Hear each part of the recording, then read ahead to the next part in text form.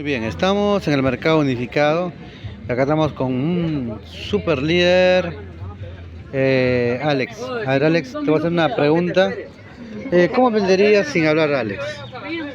Bien, vendería sin hablar mediante nuestras redes que tenemos ahora hoy en día, mediante hacer publicaciones o seguir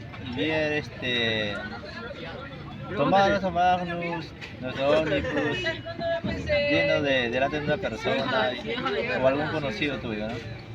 Entonces esa persona te va a preguntar qué estás tomando, qué es lo que es, entonces tú le puedes dar esas explicaciones que se deben o se requieren de esa persona, lo que te hace ese producto. Entonces esa es la manera excelente, ¿ves? Te sale muy bien. Te felicito. Esa es la manera de vender sin hablar, ¿no?